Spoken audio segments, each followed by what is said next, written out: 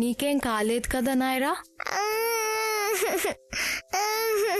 అవును నీల్. ఏం జరిగింది నైరా? డాడ్, నాయరా కింద పడి దెబ్బ తగిలింది. నీకు బాగా నొప్పిగా ఉందా నైరా?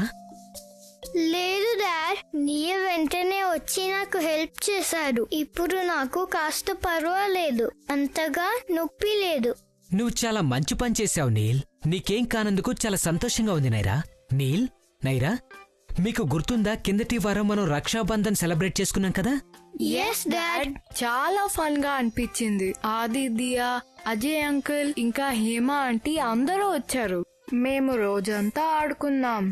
అవును, మనం హైడ్ అండ్ సీక్ ఆడాం, క్యాచ్ బాల్, ఇంకా బటర్ఫ్లై ట్యాగ్. దియా, ఆది వస్తే నాకు చాలా ఇష్టం. అవును నాయరా, నాకు కూడా నచ్చింది. మనం నలుగురు ఉన్నప్పుడు ఆడుకోవడం ఫన్నీగా ఉంటుంది.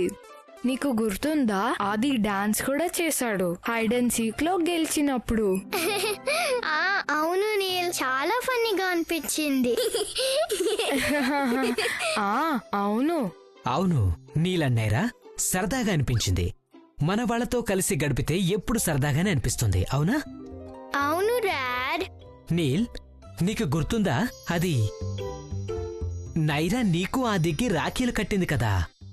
అవును డాడ్, ఆ రాఖీలు చాలా బాగున్నాయి.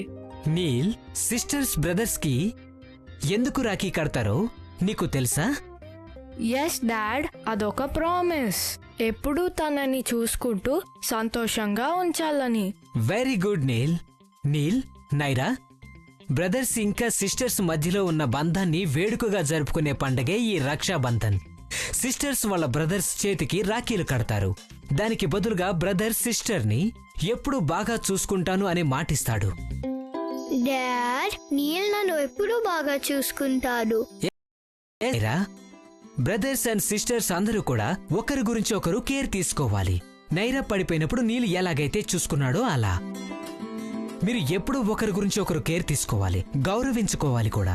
డాడ్, బ్రదర్స్ సిస్టర్స్ ని ప్రొటెక్ట్ చేస్తారు అన్నావు. మరి నాకు హెల్ప్ అవసరం అయితే అప్పుడు నైరా నాకు హెల్ప్ చేస్తుందా? అవును నీల్, నేనిప్పుడు చెప్పినట్టు నువ్వు ఎప్పుడూ నైరాని జాగ్రత్తగా చూసుకోవాలి. నైరా, నువ్వు నీల్కి అవసరం వచ్చినప్పుడు తనకి హెల్ప్ చేస్తావా? ఎస్ డాడ్, నీల్ అందరికంటే బెస్ట్ బ్రదర్. నేను తనకి ఎప్పుడూ హెల్ప్ చేస్తాను. మీ ఇద్దరిని చూస్తుంటే నాకు చాలా గర్వంగా ఉంది.